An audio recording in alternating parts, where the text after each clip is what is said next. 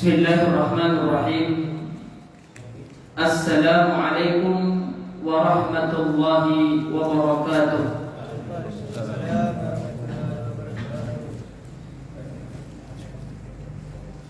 Alhamdulillahi rabbil alamin.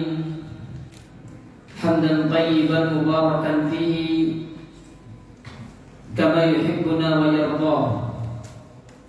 Thumma as-salah was-salam ala ashrafil anbiya'i wal mursalin nabiyina Muhammadin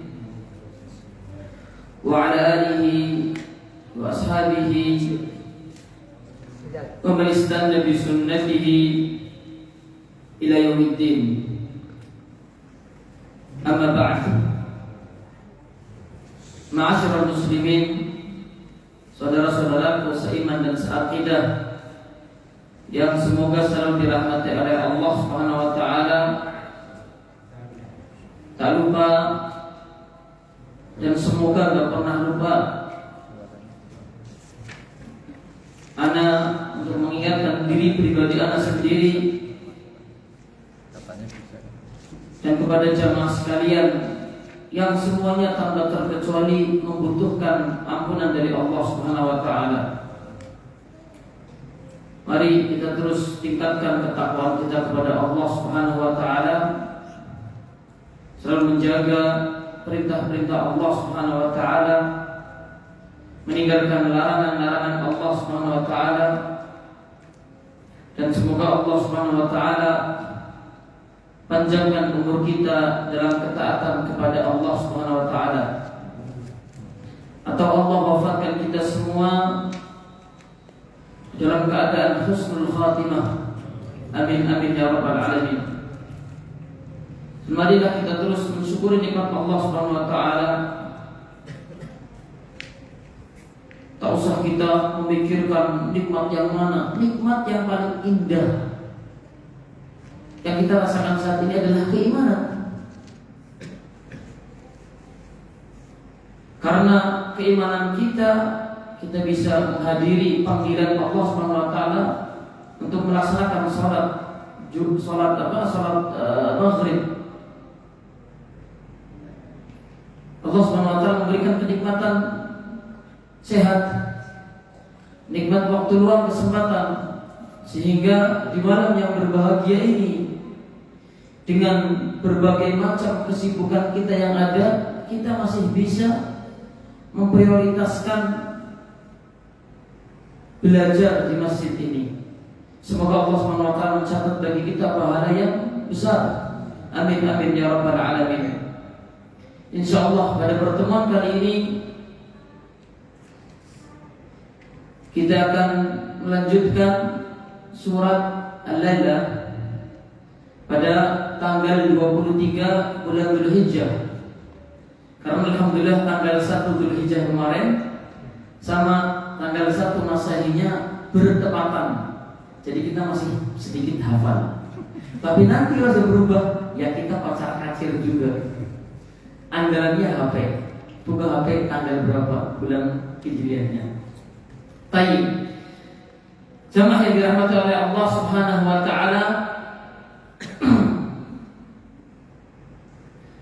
salawat serta salam semoga selalu tercurahkan kepada Nabi tercinta kita, Nabi yang selalu jadi teladan kita, cerminan kita di dalam setiap lini kehidupan kita, baik akhlak kita, muamalah kita,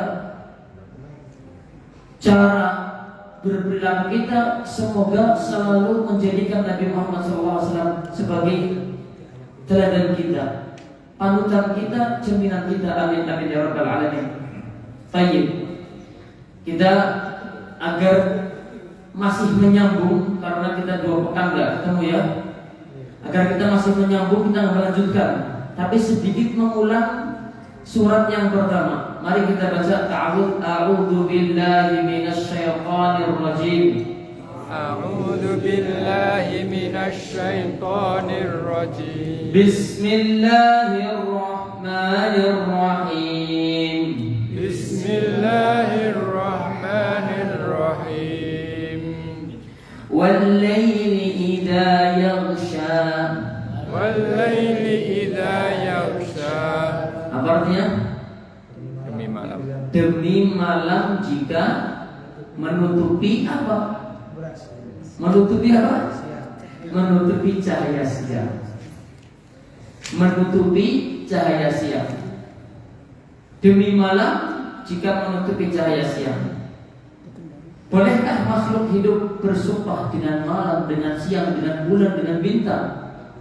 Dengan Al-Quranul Karim, dengan Nabi Muhammad? Tidak boleh. Kita, orang Muslim, dan semua manusia tidak boleh bersumpah kecuali dengan nama Allah Subhanahu wa taala. Wallahi, demi Allah, tallahi, demi Allah, hanya dengan Allah atau dengan nama-nama Allah Subhanahu wa taala. Ayat yang kedua, wal-laili idza yaghsha wan-nahari idza tajalla. Wan-nahari idza tajalla. Demi siang jika apa? Terang benderang, nampak. Sudah menjadi sunnatullah, siang menggantikan malam, malam menggantikan siang. Ini akan terus berganti sampai masa dunia ini selesai, hari kiamat. Kita masih bisa merasakan malam, merasakan siang sampai ajal menjemput kita. Allah Subhanahu wa taala bersumpah dengan siang dan malam karena memang manusia melakukan aktivitas kehidupannya baik di siang hari atau di malam hari. Di siang hari dengan mencari rezeki yang halal, jangan mencari rezeki yang haram. Di malam hari jangan untuk begadang, tapi untuk istirahat atau kalau mau untuk bertakarrub, mendekatkan diri, bermunajat kepada Allah Subhanahu wa taala. Dan waktu malam adalah waktu yang Allah spesialkan. Di antara sifat orang-orang yang beriman, orang-orang yang gemar bertakarrub, bermunajat dengan Allah adalah waktu malam. Wabil ashari hum yastaghfirun. Dengan waktu malam, akhir-akhir malam mereka beristighfar minta ampunan Allah Subhanahu wa taala. Semoga Allah Subhanahu wa taala jadikan waktu malam kita waktu malam istirahat atau waktu untuk bermunajat kepada Allah Subhanahu wa taala. Amin ya rabbal alamin. Kemudian ayat yang ketiga, wa ma khalaqadz dzakara wal untha. Wa ma khalaqadz dzakara wal untha. Apa artinya? Demi penciptaan laki-laki dan perempuan. Yang pertama, ayat pertama dan kedua ada siang, ada malam. Ayat yang ketiga ada laki-laki, ada perempuan. Dulu pernah kita tanya, kenapa Allah SWT bersumpah dengan siang, dengan malam, dengan laki-laki dan perempuan? Apa sinkronasinya? Kaitannya dengan ayat berikutnya apa? Apa? Perbedaan antara siang dan malam, begitu juga dengan laki-laki dan perempuan. Sudah menjadi suratan takdir atau sunnatullah, laki-laki berbeda dengan baik fisik, kondisi, atau mungkin cara berpikir, atau mungkin gerakannya berbeda, sifatnya pun juga berbeda, tabiatnya pun berbeda. Gak bisa disamakan. Bahkan sebuah hukum yang haram jika laki-laki pengen berubah jadi perempuan, atau perempuan pengen berubah menjadi laki-laki, gak boleh. Lalu bagaimana dengan seorang bayi yang dilahirkan memiliki dua alat kelamin? Gimana hukumnya? Ketika sudah tumbuh dewasa, lebih dominan mana? Ketika lebih dominan laki-laki, ketok yang perempuannya, atau ketika lebih dominan laki perempuan, ketok yang laki-lakinya. Allah Ta'ala lebih dominan yang mana? Nah, kemudian ayat yang berikutnya ayat 4, inna sa'yakum lasyatta. syatta. Ini poin pembahasan kita. Bahkan Allah SWT bersumpah dengan siang, bersumpah dengan malam, bersumpah dengan penciptaan laki-laki dan perempuan. Apa? Berbeda mereka. Laki-laki dan perempuan berbeda, siang dan malam berbeda. Maka kaitannya adalah inna sa'yakum lasatta. Sesungguhnya amalan kalian, perbuatan kalian berbeda-beda. Ada yang baik, ada yang buruk, ada yang saleh, ada yang taleh. Ada orang yang baik, ada orang yang buruk. Ada orang yang gampang memberi, ada orang yang bakhil, pelit. Pelitnya nggak bertulung. Orang bilang bakhilnya mertawali campuran jadab, purotawali campuran jadab. Bakhilnya banget. Berbeda-beda cara atau amalan perbuatan seseorang berbeda-beda. Lihat bagaimana kita bisa menikmati keindahan Al-Quran. Tatkala Allah bersumpah dengan siang dan malam, kondisinya berbeda. Bersumpah dengan penciptaan laki-laki dan perempuan, kondisinya berbeda. Ternyata yang disumpah adalah bahwa amalan makhluk hidup berbeda-beda. Ada yang baik, ada yang buruk, ada yang suka memberi, ada yang afid, bakhil, pikir. Nanti akan kita bahas. Baik. Kemudian ayat yang kelima, fa amma man aqwa wattaqa. Wa amma man a'ta wattaqa. Mana realitanya? Mana buktinya? Setelah Allah mengatakan sesungguhnya amalan kalian, perilaku kalian, perbuatan kalian berbeda-beda. Yang pertama, fa amma man a'ta wattaqa, apa artinya? Barang siapa yang memberi dan bertakwa. Memberi dan bertakwa. Memberi dari harta miliknya. Dan harus bertakwa juga. Karena amalan kebaikan harus diiringi dengan ketakwaan. Maksudnya at-taqwa apa? Menjauhi maksiatan. Kita sudah beri contoh orang yang memberi tetapi tidak meninggalkan hal-hal yang bisa menghilangkan pahala pemberiannya, maka percuma. Contoh orang yang memberi tetapi setelah memberi mengungkit-ungkit pemberiannya, percuma tidak? Percuma. Artinya wa amma man aqqa. Fa amma man aqqa, barang siapa yang memberi dan bertakwa, menjauhi sesuatu yang haram.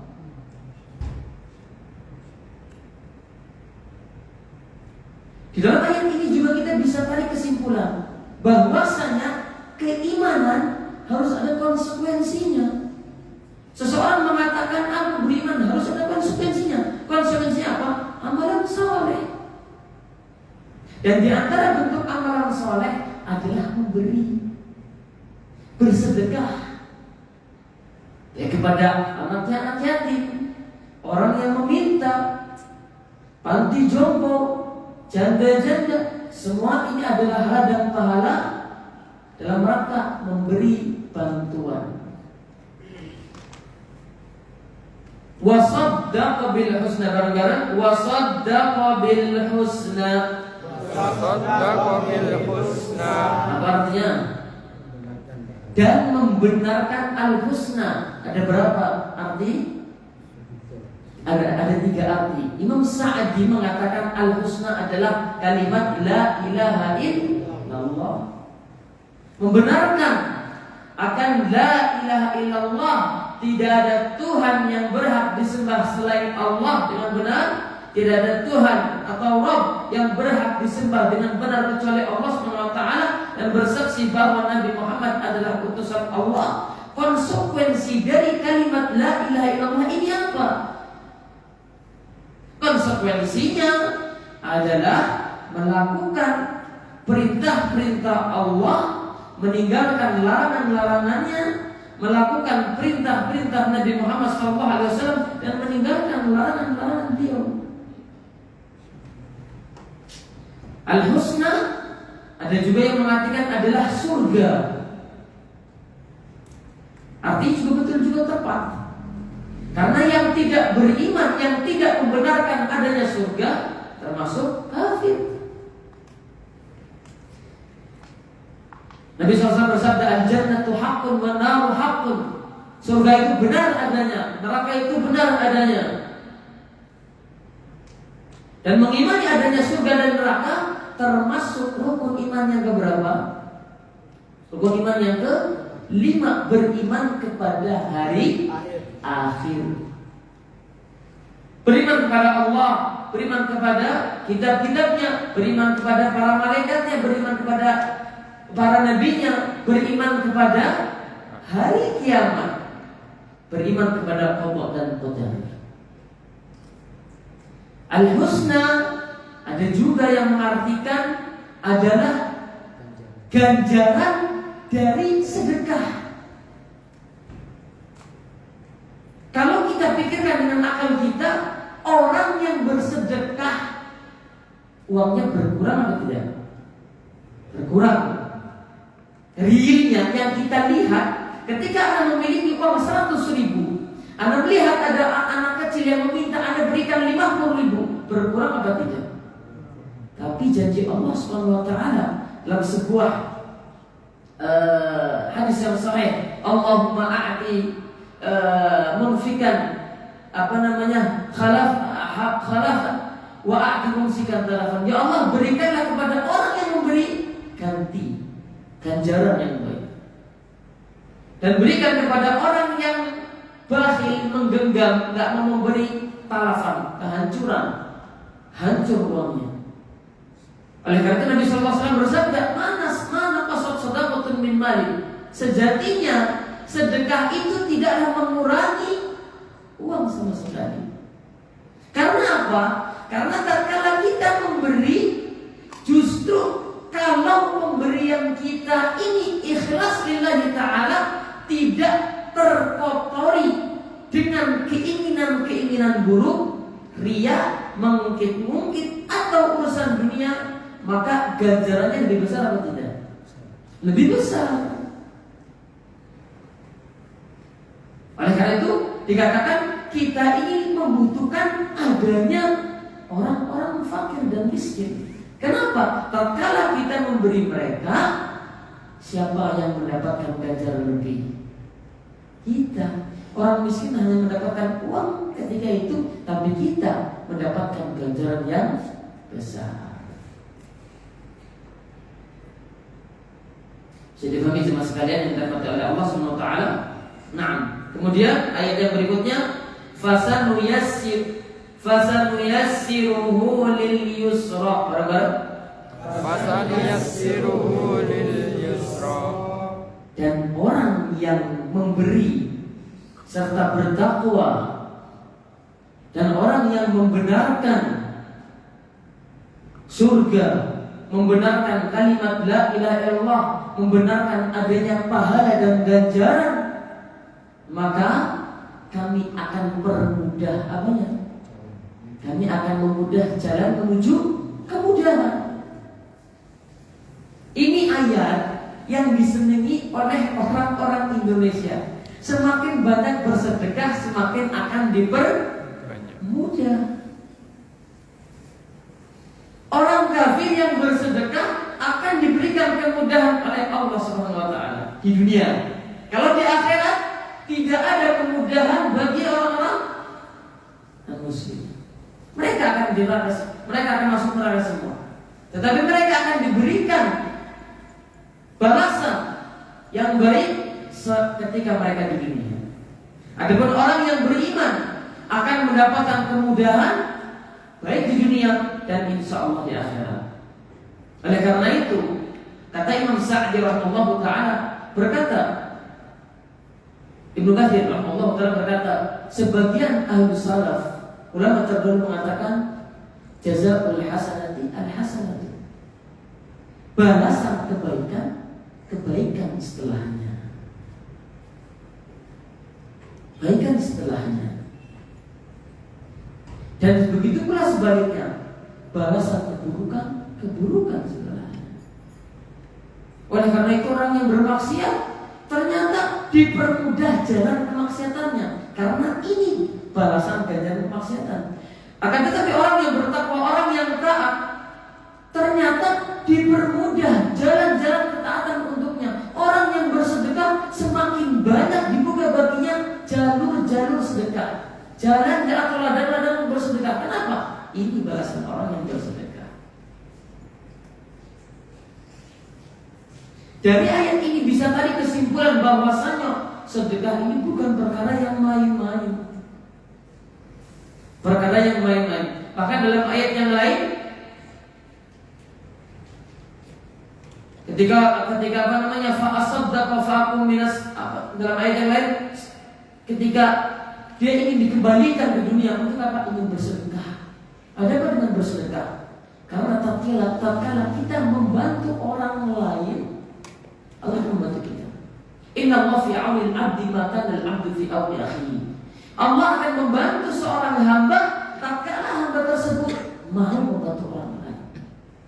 Memberi sedekah, baik dengan bantuan uang atau mungkin dengan bantuan tenaga. Orang akan senang, orang akan dipermudah urusannya, kesulitannya. Allah pun akan menggantikannya, dipermudah. Dan mempermudah orang lain termasuk salah satu ketakwaan, termasuk salah satu keimanan.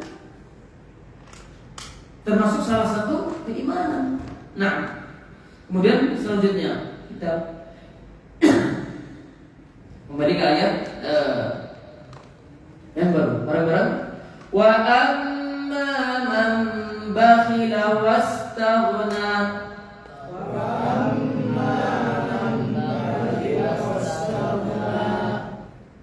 Ayat yang barusan kita bahas adalah orang yang memberi, bersedekah. Setelah bersedekah, dia berusaha untuk bertakwa, meninggalkan larangan-larangan, kemudian membenarkan adanya ganjaran dari sedekah yang ia keluarkan. Lalu bagaimana dengan orang yang kedua, amalan yang lain? Wa amma, dan adapun man, siapa atau barang siapa, bakhila, apa artinya bakhila? Bakhil, pelit.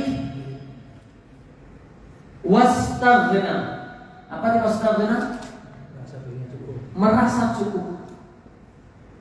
Dia bakhil, padahal Allah SWT telah meluangkan hartanya, nggak mau memberi. Jangankan yang wajib atau jangankan yang sunnah, yang wajib aja nggak mau dia keluarkan. Bakhil, nggak mau memberi sedekah untuk dirinya, untuk keluarganya saja nggak mau, apalagi untuk orang lain. Wastaghna, dia merasa cukup dengan apa yang dia miliki. Dia merasa cukup, tidak perlu karunia Allah SWT. Dia merasa cukup dengan harta yang miliki. Dia merasa cukup bahwa harta yang dia miliki adalah berdasarkan dari kepintarannya, dari usahanya sendiri, bukan dari bantuan orang lain. Merasa cukup, tidak membutuhkan pahala dari Allah SWT. Ini orang yang kedua, bakhil. Kenapa bakhil? Gak mau mengeluarkan uang karena dia tidak mempercayai adanya ganjaran pahala yang Allah akan berikan kepadanya. Dia tidak butuh pahala dari Allah SWT.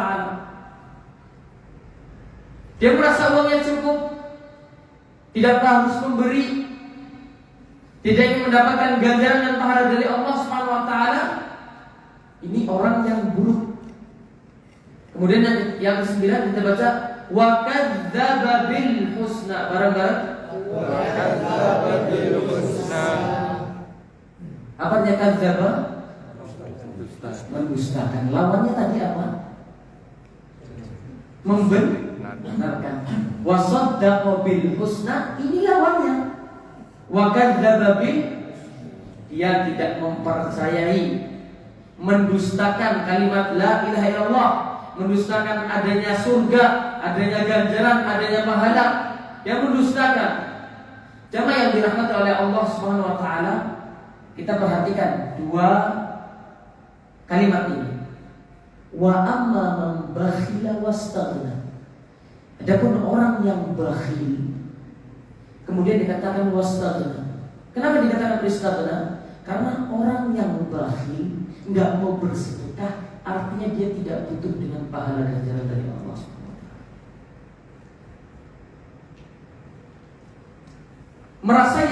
Merasa bahwa kenikmatan, keluasan rezekinya, kelapangan hartanya hanya miliknya, bukan dari Allah Subhanahu wa taala. Oleh karena itu orang yang bakhil, dia sejatinya tidak membutuhkan Allah Subhanahu wa taala. Kalau dia merasa membutuhkan Allah Subhanahu wa taala, segera ya tunaikan yang wajib, zakat. Ya tunaikan yang wajib, hartanya untuk haji misalkan atau untuk umrah.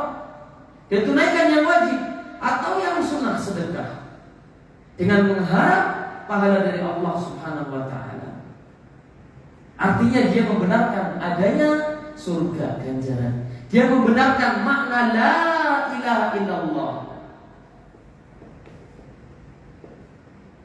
Karena makna la ilaha illallah konsekuensinya adalah mengikuti syariat Allah Subhanahu wa taala yang Allah turunkan kepada Nabi Muhammad sallallahu alaihi wasallam.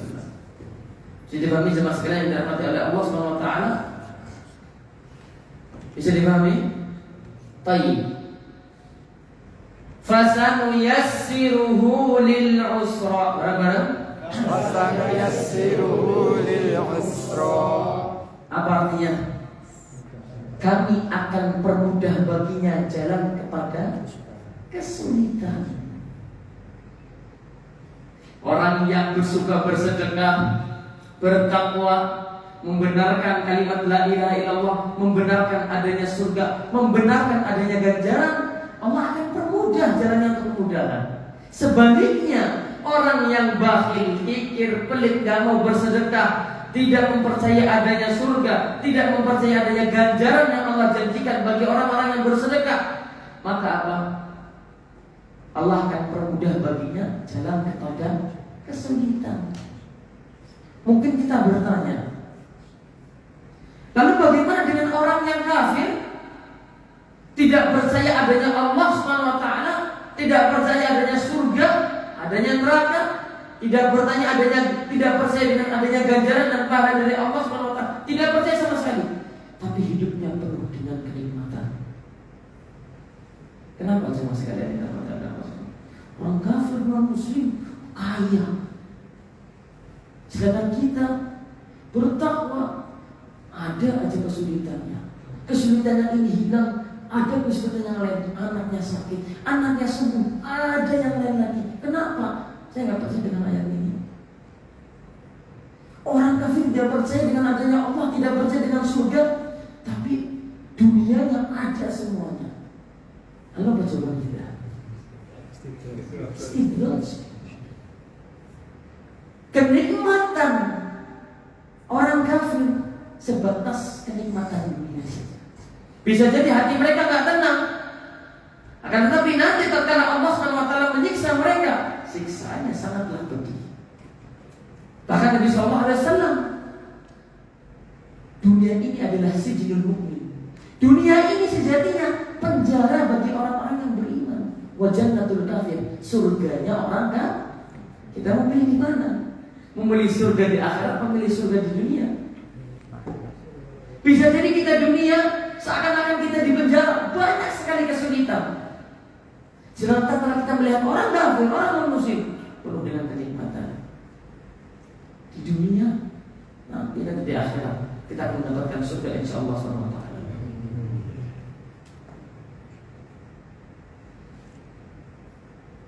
Imam Ibnu Hajar, kata oleh Syekh Zain bin Al-Mu'ad dalam kitabnya, Imam Ibnu Hajar Al-Asqalani, ketika dia menunggangi kendaraannya, dia di atas dokarnya atau tunggangannya, bertemu dengan orang kafir, orang non-muslim, penjual minyak. Penjual minyak zaman dulu bukan seperti zaman sekarang, bersih pakaiannya, karena udah dibungkusin per kilo, 2 kilo, enak tinggal jual. Kalau zaman dulu ngiling apa giling? Apa sih namanya?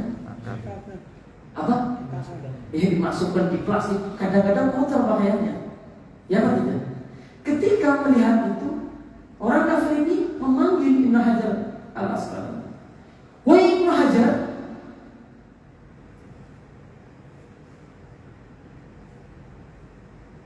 Allah dalam sebuah hadis Nabi SAW bersabda, Nabi bersabda, dunia itu penjaranya orang mukmin, surganya orang kafir.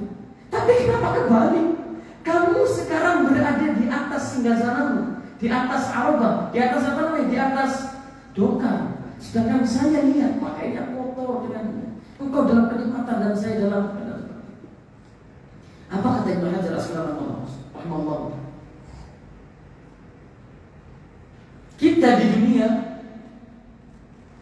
kalau dibandingkan dengan akhirat ini sedikit. Ini sedikit bila dibandingkan dengan surga. Maka sedikit ini seakan-akan penjara bila dibandingkan dengan negeri akhirat surga. Dan bagimu ini adalah nikmat jika dibandingkan dengan siksa api neraka. Betul atau tidak? Dia dengan keadaan yang compang-camping, pakaian kotor penuh minyak, jika dibandingkan dengan dahsyatnya api neraka, tidak bisa dibandingkan dengan apa-apa. Subhanallah, ketika mendengar jawaban yang spontanitas ini, iya, masuk Islam dulu.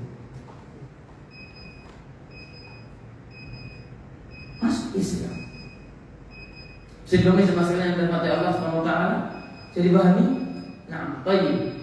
Karena setiap orang yang melakukan kebaikan akan balas dengan kebaikan, akan permudah jalannya untuk melakukan kebaikan, untuk melakukan kemudahan. Baik. Ayat 11.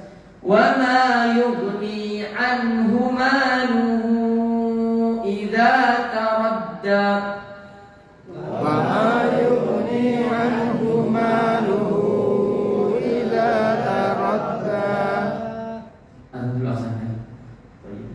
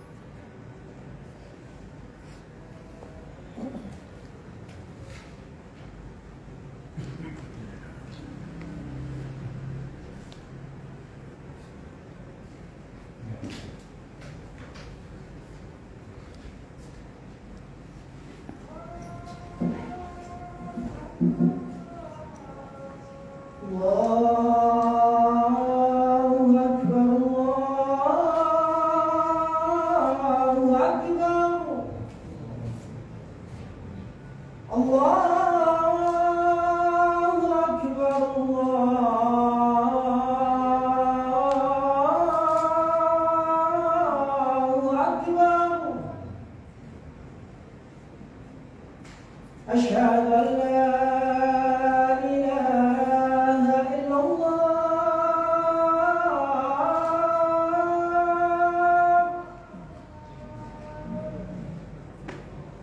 أشهد أن لا إله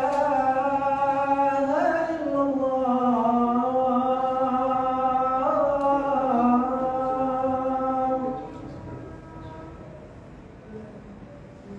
أشهد أن محمدا رسول الله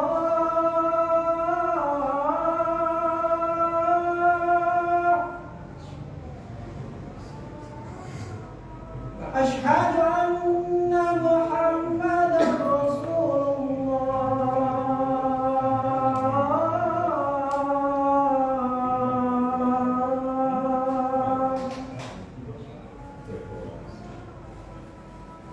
حي على الصلاة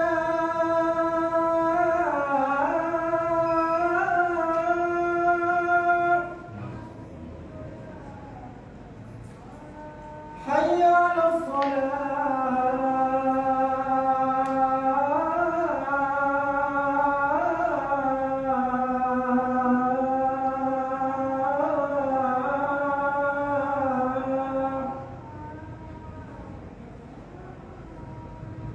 حي على الفلاح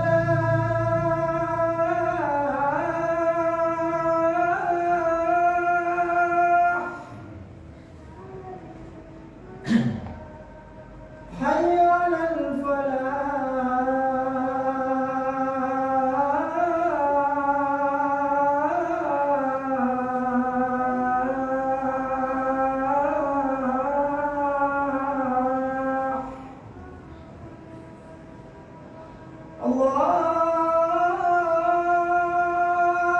أكبر الله أكبر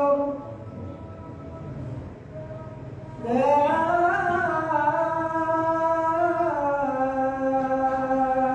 إله إلا الله.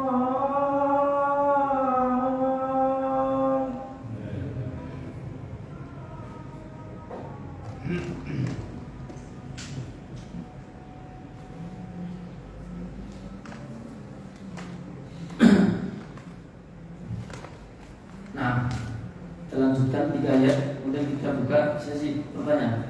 Baik. Wa ma yughni 'anhu maluhu idza taradda. Bareng-bareng. ما يغني عنه ماله إذا تردى. Marilah kita fikirkan orang yang bakhil, orang yang punya harta, merasa cukup dengan hartanya, tidak butuh dengan pahala dan ganjaran dari Allah Subhanahu wa taala, mendustakan surga, mendustakan pahala dari Allah Subhanahu wa taala, maka Allah akan permudah baginya jalan kepada kesukaran, kesulitan. Wa ma yughni, dan yughni tidak akan bermanfaat. Tidak akan bermanfaat baginya hartanya yang ia jadikan sebagai penolongnya di dunia, yang dia pegang kuat-kuat erat-erat, gak mau dia sedekahkan. Tidak akan bermanfaat baginya hartanya idza taradda, jika ia binasa. Kata binasa di sini atau artinya binasa. Ada 2 arti. Mati atau binasa ke dalam api neraka. Orang yang mati tidak membawa harta sama sekali yang dirahmati oleh Allah Subhanahu wa taala. Dan ketika ia mati, hartanya enggak bakal bisa bermanfaat apapun sedikitnya. Apalagi kalau dia dijebloskan ke api neraka. Harta yang ia banggakan, harta yang ia pertahankan tidak sama sekali akan bermanfaat baginya ketika ia mati. Wallahi jemaah sekalian yang dirahmati oleh Allah Subhanahu wa taala, ada seorang tua berkata kepada saya tatkala ia sedang sakit, stroke, kencing manis. Mulai di ujung hidupnya atau umurnya sering sakit, bilang ke anak, wallahi ya Isa, kalau kesembuhan bisa Anda beli, kesembuhan bisa Anda beli sekarang, tak beli dengan berapapun, dengan harga berapa. Kalau kesehatan bisa kita beli dengan harga berapa? Kalau umur bisa kita beli, mungkin kita akan membeli umur. Oleh karena itu jemaah sekalian yang dirahmati oleh Allah Subhanahu wa taala, ternyata dengan bersedekah, memberikan santunan kepada anak yatim, memberikan bantuan kepada orang-orang fakir, orang-orang miskin, dengan kita mengimani adanya ganjaran dan pahala dari Allah Subhanahu wa taala berupa surga, akan menjadi penolong kita nanti di akhirat. Allah memberikan kemudahan baik di dunia maupun di akhirat. Nah, karena itu orang yang bakhil, orang yang kikir, hartanya tidak akan pernah bisa menolongnya tatkala ia mati ataupun tatkala ia dijebloskan ke dalam api neraka. Lalu untuk apa? Kita pertahankan harta yang kita berikan kepada orang lain, ini yang akan menjadi sisa kita di akhirat nanti. Yang kita pegang, harta yang kita pegang dan kita sedekahkan, bisa hilang, bisa nanti tatkala kita meninggal pindah kepada pewaris kita, digunakan untuk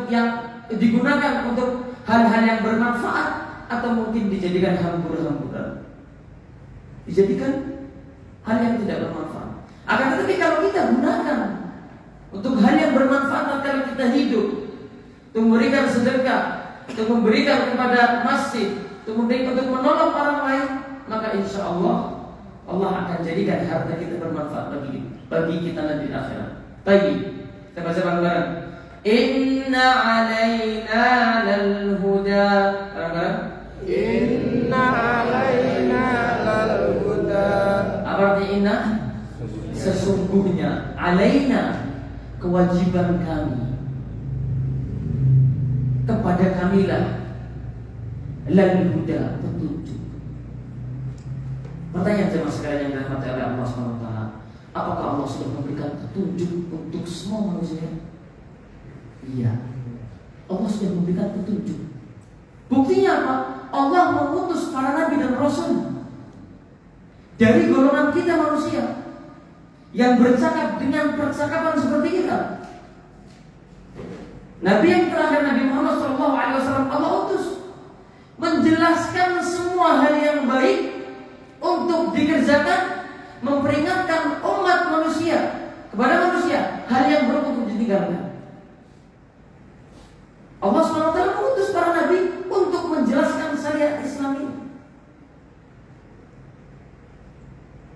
Fahadainahu sabil imma syakir wa imma kafur. Telah dijelaskan jalan menuju kebaikan, jalan menuju keburukan. Tinggal kembali kepada kita. Apakah kita mau menyambut hal yang baik atau kita tinggalkan hal yang baik? Imma syakir wa imma kafur. Sudah dijelaskan mana yang baik dan mana yang buruk. Tinggal kita menjadi orang-orang yang bersyukur, mengimani syariat tersebut, membenarkan yang Allah firmankan, yang Nabi perintahkan, atau kita melanggarnya semua. Kita, Allah Subhanahu wa taala telah menjelaskannya. Allah mengatakan, "Inna 'alaina lal huda." Sesungguhnya kewajiban kami adalah memberi petunjuk. Allah sudah memberikan petunjuk pada kita. Jalan yang baik dan jalan yang salah. Mana jalan yang menuju surga, mana jalan yang menuju neraka, Allah telah jelaskan. Gamblang. Oleh karena itu, Abu Dzar Al-Ghifari mengatakan, sesungguhnya Nabi Muhammad SAW telah menjelaskan segala sesuatu. Tidaklah burung di atas langit menepakkan sayapnya kecuali Nabi Muhammad SAW telah memberikan petunjuk apa dalam hal itu. Salman Al-Farisi mengatakan, Nabi Muhammad SAW telah menjelaskan kepada kita semua sampai adab cebok, bersih-bersih, dijelaskan oleh Rasulullah SAW. Adab buang air kecil, dijelaskan oleh Rasulullah SAW. Lalu bagaimana perkara yang lain yang lebih dari itu? Kalau perkara cebok dijelaskan oleh Rasulullah SAW, yang bahasa kata adalah ini urusan kamar mandi. Nabi Muhammad SAW menjelaskan. Bagaimana dengan perkara yang lain? Kalau orang Muslim tahu hal ini, kalau perkara cebok saja urusan kamar mandi, Nabi SAW menjelaskan bagaimana adabnya masuk kamar mandi, keluar masuk kamar mandi, dijelaskan oleh Rasulullah SAW. Non Muslim mempelajari hal ini, insya Allah dia akan terbentuk untuk masuk Islam. Apalagi urusan tentang kehidupan dunia, urusan kamar mandi, Nabi Muhammad SAW menjelaskan. Bagaimana dengan urusan dunia, urusan dagang, maka Nabi Muhammad SAW pasti lebih rinci menjelaskan masalah ibadah, menjelaskan masalah muamalah. Al-Huda, hidayah ada dua. Apa? Hidayatul Taufik sama hidayatul irsyad. Hidayatul Taufik hak mutlak Allah Subhanahu wa taala.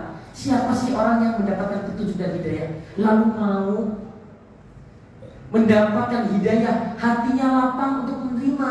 Ya, saya akan masuk Islam. Ini hak Allah Subhanahu wa taala. Ini hak Allah Subhanahu wa taala.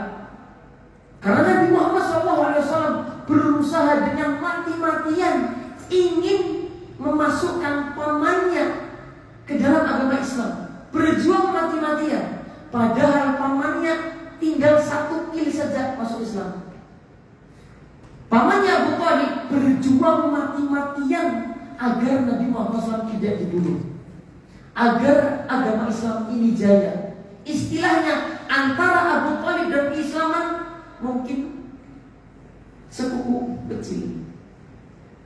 Tetapi ketika Nabi SAW berusaha mati-matian agar pamannya Abu Thalib mengatakan la ilaha illallah, sampai matinya dia tidak mengatakan la ilaha illallah, mati dalam keadaan kafir. Siapa dia? Pamannya Nabi Abu Thalib yang betul-betul memperjuangkan agama Islam, menjadi backingan Nabi Muhammad SAW, menjadi bodyguard Nabi Muhammad SAW dengan harta dan nyawanya.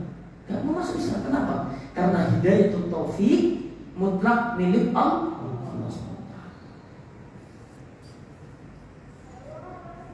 Jadi nggak bisa kita ngomong, Ustaz, antum itu jadi Ustaz gimana? Muridnya semuanya sukanya melakukan pelanggaran yang Masya Allah orang di penjara kalah, Ustaz. Jawabannya, kita sudah memberikan hidayah atau ihsan. Kita sudah berusaha mengajarkan kepadanya bermuamalah yang baik, ini yang halal, ini yang haram, ini yang dosa, ini yang berpahala. Kita sudah menjelaskannya. Adapun orang ini mendapatkan petunjuk, mendapatkan hidayah, mendapatkan taufik, urusan siapa? Allah SWT. Nabi Allah SWT berfirman, innaka la tahdi man ahbabta walakinnallaha yahdi man yasha. Sesungguhnya engkau Muhammad tidak akan bisa memberikan petunjuk kepada siapa orang yang kau kehendaki, akan tetapi Allah yang memberikan petunjuk bagi siapa yang Allah kehendaki. Lalu bagaimana caranya? Kita meminta kepada Allah SWT petunjuk.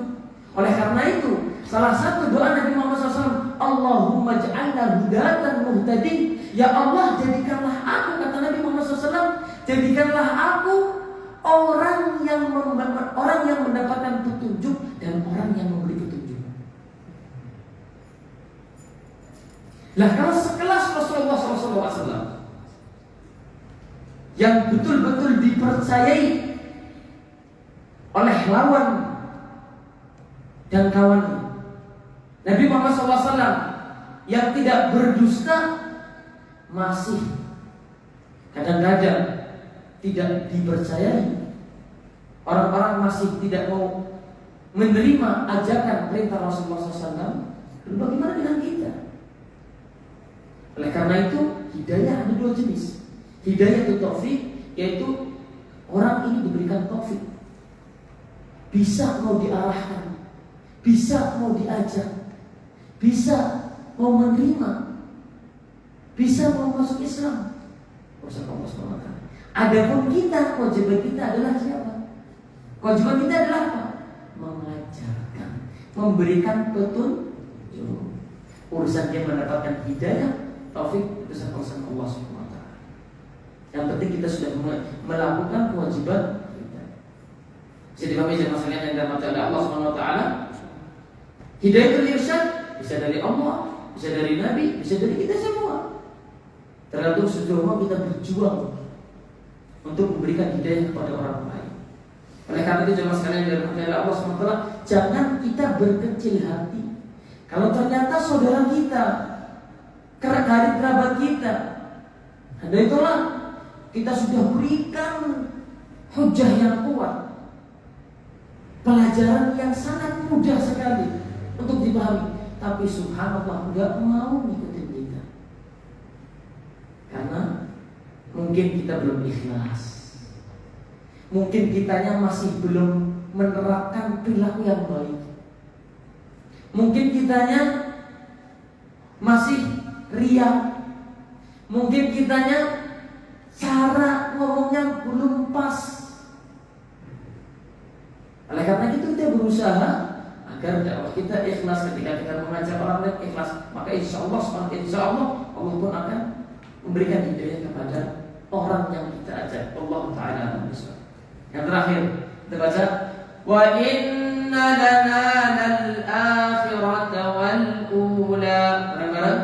Wa inna lana lal-akhirata wal-ula. Apa artinya inna? Wa dan sesungguhnya lana. Apa artinya lana? Milik kami. Lal-akhirata wal-ula. Apa ada al-akhirah? Akhirat. Al-ula yang pertama dunia apa akhirat? Akhirat. Yang pertama dunia apa akhirat? Akhirat apa dunia dulu? Orang mati dulu atau hidup dulu? Yang pertama akhirat dulu atau dunia dulu? Ini akhirat dulu, betul. Kalau di dalam konteks redaksi ayat Al-Quran yang di awal apa namanya? Yang pertama akhirat dulu dan dunia. Aslinya dunia dulu apa baru akhirat? Dunia dulu baru akhirat, ya kan? Dunia dulu baru akhirat. Pertanyaannya sama sekali yang dirahmati oleh Allah SWT. Kenapa di dalam ayat ini Allah mendahulukan akhirat daripada dunia? Harusnya kan dunia dulu baru akhirat. Nomor satu, masih di sini saja bis. Nomor satu, nomor dua. Tetapi kenapa ini didahulukan dalam penyebutannya? Supaya bertakwa. Kalam Allah. Karena kalam Allah kan. Gak betul karena kalau ngomong, tapi ada faedah. Diciptakannya lebih dua. Akhirat diciptakan dahulu. Masnya Allah di akhirat. Sahih? Maksudnya akhirat adalah kehidupan akhirat, surga dan neraka. Wa inna lana lal akhirata wal akhirah. Sesungguhnya milik kami akhirat, surga, neraka. Wal ula dunia maksudnya milik kami. Kalau amalan berdasarkan akhirat itu dunianya juga ikut. Amalan berdasarkan akhirat, dunia juga ikut. Maksudnya adalah yang didahulukan adalah akhirat ketimbang dunia. Ya, niatnya untuk Nyerempet sedikit jawabannya. Barakallahu fiik. Betul. Dalam urusan dalam urusan akhirat kita lebih mendahulukan. Memang dunia adalah pertama, kemudian baru akhirat. Tetapi yang kita kejar sebagai muslim, kita kejar dunia apa akhirat? Kita kejar dunia apa akhirat? Nabi sallallahu alaihi wasallam bersabda dalam hadis yang sahih, "Wallahi mad dunya fil akhirati illa mithlu ma yaj'alu ahadukum isba'ahu fil yammi falyanzur bima tarji." Kata Nabi sallallahu alaihi wasallam, dunia jika dibandingkan dengan akhirat, dunia jika dibandingkan dengan akhirat, dengan surga, seperti seorang laki-laki yang mencelupkan telunjuknya kemana? Ke lautan. Coba lihat ketika diangkat telunjuk kita, air yang terbawa di telunjuk kita sedikit atau selautan kita bawa. Kalau nyemplungnya di kertas yang bergambar lautan, ia tarik semua. Ya, ini dunia bila dibandingkan dengan akhirat seperti kita mencelupkan air ke lautan, kita tarik yang terbawa, ya Allah, mungkin langsung kering, nggak terbawa. Ini jawaban yang pertama. Jawaban yang kedua, Kekal. hah? Kekal akhiratnya. Yang bisa nyokap saya dia. Jangan ya. Mintanya sama khusus.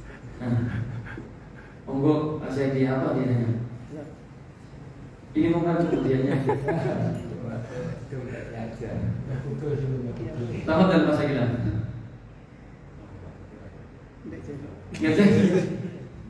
Monggo, tadi jawab kenapa?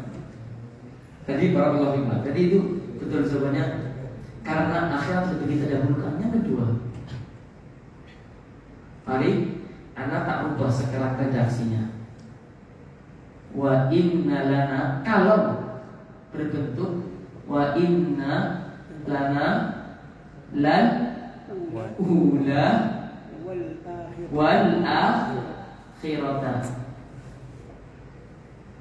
Wa amma man bakhila wastaghna wa kadzdzaba bil husna fasanuyassiruhu lil usra wa ma yughni anhu maluhu idza taradda inna 'alaina lal huda wa inna lana lal ula wal akhirata. Ada yang apa? Ada yang jawab online. Itu jawabannya itu. Supaya apa yang kita lakukan semua di dunia berlandaskan untuk ibadah akhirat. Ya, yang kedua untuk menyelesaikan akhirannya. Mudeng tuh. Lihat kalau di zaman wa inna lana al-ula wal akhirata. Enggak enak kan akhiratnya. Lihat indahnya Al-Qur'an. Faidahnya dari dua sisi.